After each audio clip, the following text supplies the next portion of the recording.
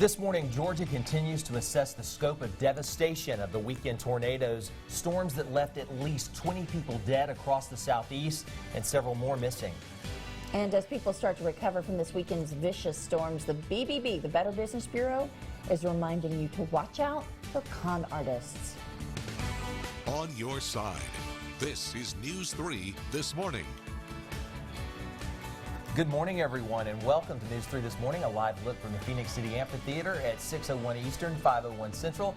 And we're looking at the Dillingham Street Bridge on this crisp and beautiful Tuesday morning. We are so glad that you are waking up right here with News 3 This Morning. Hi, everyone. I'm Greg Lloyd. And I'm Mercer Van Shore. And it is crisp this morning, but it's going to be gorgeous today. Yes, we've heard it's going to be a 5 on that scale, and we love those 5 days coming. We know it's going to be a great day when Kirk gives us a 5, and it's That's a right. Tuesday. We got a lot to look forward to. We sure do. But first, our news, our top story this morning continues to be the weather. Wednesday, Georgia Governor Nathan Deal plans to be touring South Georgia, the state ravaged by a storm system that left 50 people dead in our area, several others missing, 20 total.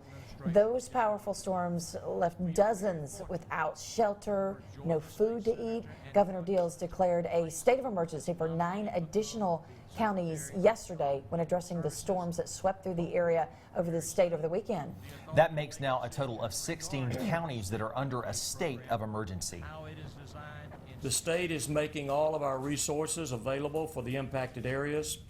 The Georgia Emergency Management and Homeland Security Agency is coordinating with our other state agencies, some of whom are here and you will hear from in just a few minutes. The state of emergency has been extended to January 30th. Deal also said that he is prepared to expand and extend that emergency declaration as the circumstances dictate.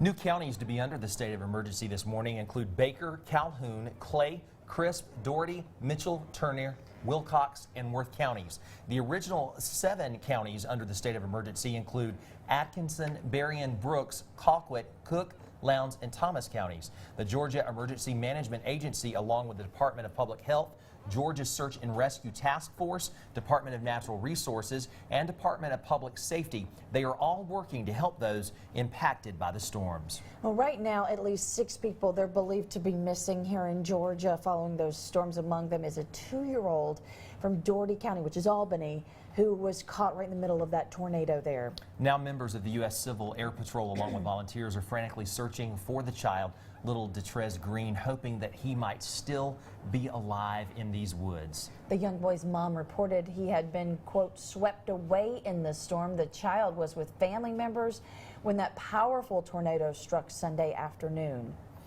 And if you'd like to help the victims of the storm, you can make a donation to disaster relief. You can call 1-800-RED-CROSS, or you can text Red Cross to 90999. That will allow you to make an instant $10 donation. Now, time for your weather on the 3s. No doubt you'll agree it's about time we had some quiet weather around here, and indeed, that is what we have planned for today. We are starting out just a bit cool, but keep in mind it's January, and it's still above where our normal low temperature would be. We're at 45 degrees. Sky's clear in Columbus right now. There is a breeze. It's west-northwesterly at 8, so it probably makes it feel a little bit cooler. And that barometer, that's still running a little bit low in the wake of the big storm over the weekend, but it is on its way up. Got high pressure taking over, and that leads usually to sunshine. We do indeed have clear skies over the local area, although I've seen some low clouds kind of work their way in. I don't think that's going to be a major issue today at all. And in fact, we are expecting to see sunshine throughout the day. We'll start out in the 40s. We'll reach the mid-50s at noon, and then in the afternoon, a sunny and pleasant finish to this day. You can't ask for more than that. Here in January, that high of 63 degrees.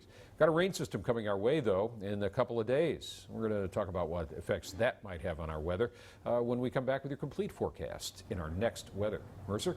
All right, thanks a lot, Kurt. Well, this morning we're getting a better picture of all that storm damage from across Georgia over the weekend. Ellerslie is another area that was hit so hard. It sure was, Mercer. Skip Wyatt with the Ellerslie Fire Department describes responding to a fire from a lightning strike. He says that lightning struck a barn shop-like structure. Wyatt says that barn burned to the ground before they could even get there. Luckily, no one was hurt. It hit the man's building, traveled down the power, went down to his water pump, got his well. just a total loss on that part. When we got there, it was all on the ground. It was raining. It was pouring down rain. We got soaked. Well, which wasn't much we could do, really. And the rain had it under control. Wyatt says they had a few trees down from the storms over the weekend. And in East Alabama, the National Weather Service this morning says that both Smith Station and Opelika were hit by EF1 tornadoes, and the two cities picked up some significant damage. This weekend, the tornado passed through Opelika Sunday. We were all watching live with Bob and all of our meteorologists covering that. The severe weather uprooted trees, took down trees, and even damaged houses. Smith Station experienced a tornado on Saturday, and it damaged the athletic complex across from Smith Station Junior High School. Even though there was a lot of damage, no one, fortunately, was hurt. You just knew it was going to be that kind of day. They were all around us, the wind, the hail, the lightning, the rain, tornado warnings around us, and we watched it. We knew, and what we pray for and what we hope for every time is that they don't touch down and that they go on above us. We've seen it happen here many times. Lee County's fortunate, blessed. Both the Smith Station High School softball and baseball teams have double headers on February the 20th, and they hope to have the facilities repaired by then. Well, this morning, the Columbus office of the Better Business Bureau is warning victims of the weekend's storms not to be victimized all over again by crooks. Yes, unfortunately, after big storms like the ones we've seen in our region this past weekend, BBB says scammers are ready to take advantage of those in need. One warning sign: be cautious of anyone who urges you to get done work right away and wants you to sign a lengthy contract. Remember, temporary repairs are always an option.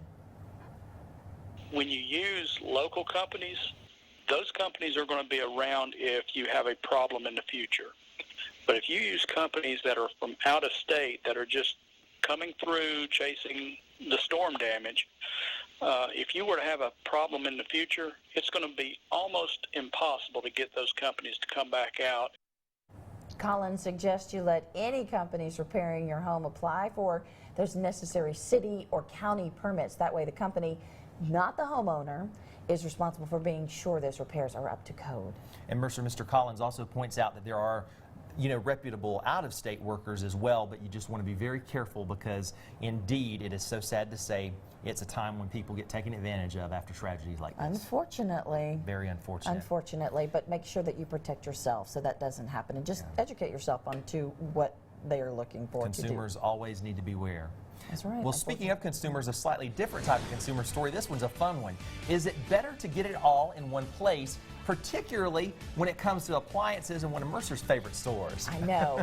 If it comes from IKEA, I know. Well, when News 3 this morning continues, we take a look at how that favorite retailer, IKEA, stacks up when it comes to being a one-stop shop. They have a lot of stuff there, but is it all good? Well, we picked up a little extra rain yesterday before that storm system finally left. Wasn't much, but look at that total. It's a record for the month of January in Columbus. And we're actually looking at some fairly mild weather, but the record is 3 above zero set back in 1963 on this date. Imagine us having that right now. Our weather is looking good. I've got that complete forecast coming up in a couple of minutes after the break. Okay, Kurt, looking forward to it, and thank you very much. And now, live look at Toomer's Corner. We thank everybody for waking up with us from the plains, the valley, everywhere in between in the WRBL News 3 viewing area. We appreciate all our viewers, and thank you for waking up with us. We are back after this short break. Stay with us.